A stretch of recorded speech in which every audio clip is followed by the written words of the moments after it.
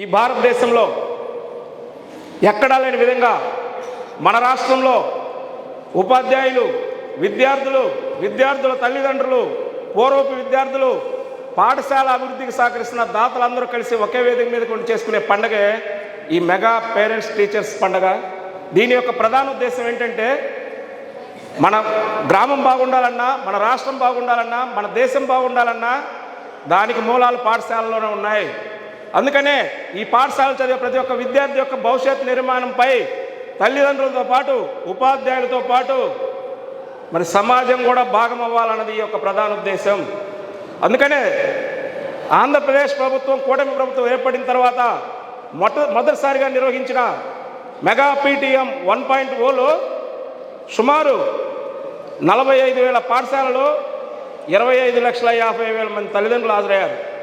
ఆ తర్వాత నిర్వహించిన మెగా పీటీఎం 2.0లో మన రాష్ట్రంలోని ప్రభుత్వ, ప్రైవేట్ పాఠశాలలు మొత్తం కలిపి సుమారు 1,50,00,000 మంది తల్లిదండ్రులు హాజరయ్యారు. ఇది ఒక రికార్డు.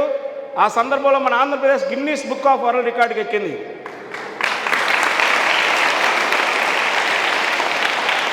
అదే స్ఫూర్తితో ఇప్పుడు 3.0 పీటీఎంని కండక్ట్ చేస్తూ ఉన్నాం. ఇది రాష్ట్ర వ్యాప్తంగా ఈరోజు రాష్ట్ర ప్రభుత్వం అత్యంత ప్రతిష్టాత్మకంగా చేపడతా ఉంది. మన రాష్ట్ర ముఖ్యమంత్రి వర్యులు శ్రీ నారా చంద్రబాబు నాయుడు గారు, అదేవిధంగా మన విద్యాశాఖ మంత్రి శ్రీ నారా లోకేష్ గారు ఈరోజు పాలకొండలో ఇదే పీటీఎం కార్యక్రమంలో పాల్గొన్నారు.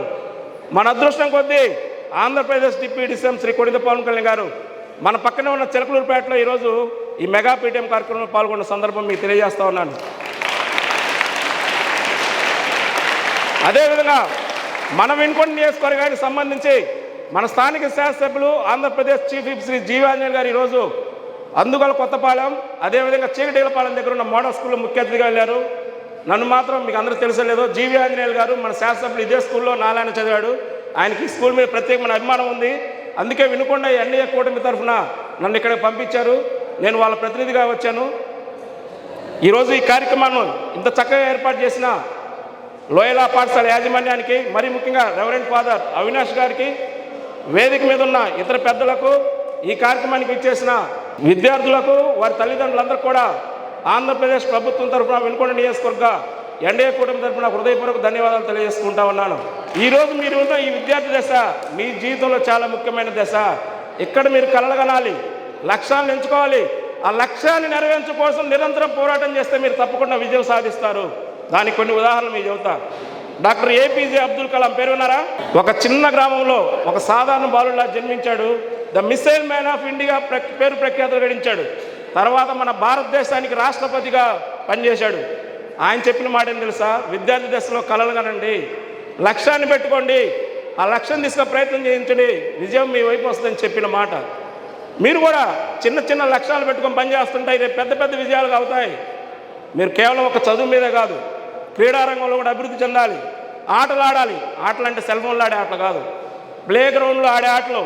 దానివల్ల మీరు మానసికంగా, శారీరకంగా దృఢంగా తయారవుతారు.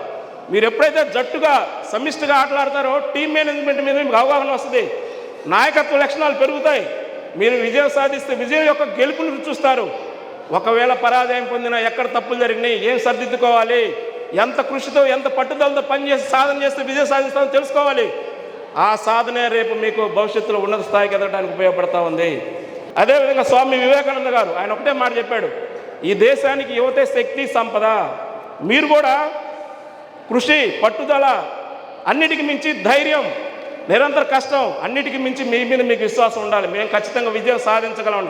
అప్పుడు మీరు ఏదనుకున్న ప్రతిదీ సాధించగలరు. మీరు, నేనైతే ఒకటే చెప్పదలుచుకున్నా, 2 పాయింట్లు గుర్తుపెట్టుకోండి, మీరు జీవితంలో ఉన్నత స్థాయికి ఎదుగుతారు.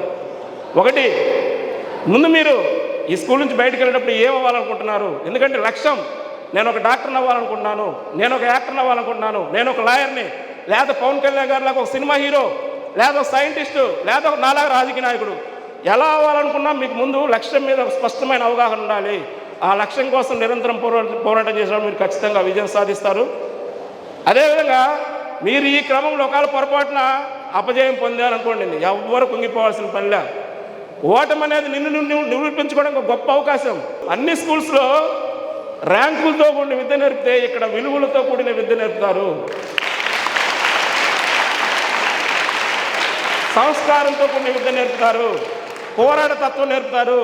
నేను ఎక్కడికి వెళ్ళినా రాష్ట్ర స్థాయిలో పవన్ కళ్యాణ్ గారి గురించి మాట్లాడేటప్పుడు ఇలా ఎలా మాట్లాడగలుగుతున్నామంటే నాకు నా స్కూల్ నుంచి నాయకత్వ లక్షణాలు వచ్చి గర్వంగా చెప్పుకోగలుగుతా. లోయలా స్కూల్ నుంచి వెళ్ళిన ప్రతి ఒక్క వ్యక్తి ఒక సింహంలాగా, ఒక బుల్లెట్ లాగా ఈరోజు రాష్ట్రంలో ఉన్నతమైన స్థాయిలో మానమవుతున్న సందర్భం. అందుకనే ఈ స్కూల్లో మట్టి వాసన పీలిస్తే చాలు మనం ఒక్కొక్కరు ఒక నాయకులు అవుతాం.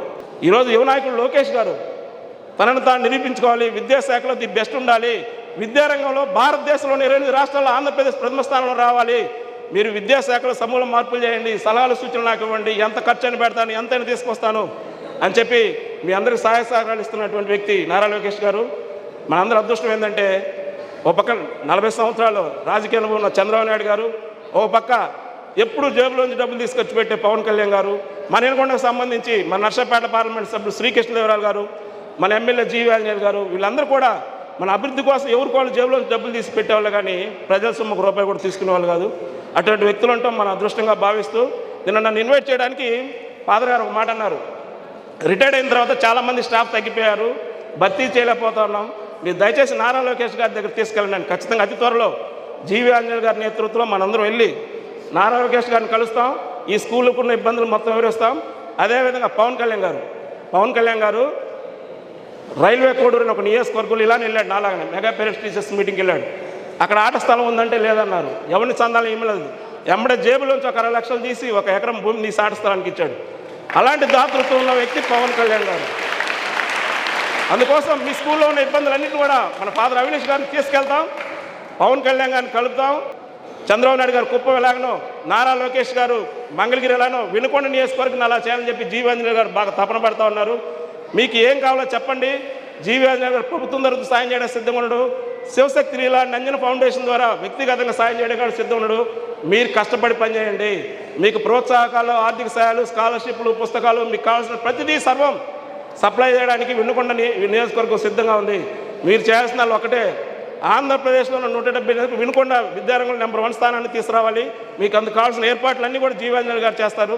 నన్ను గుర్తించి గుర్తుపెట్టుకొని ఈరోజు మీతో కలిసి ఈ మాట్లాడడానికి అవకాశం కల్పించిన రెవరెండ్ ఫాదర్ అవినాష్ గారికి హృదయపూర్వక ధన్యవాదాలు తెలియజేసుకుంటూ థ్యాంక్ యూ వెరీ మచ్.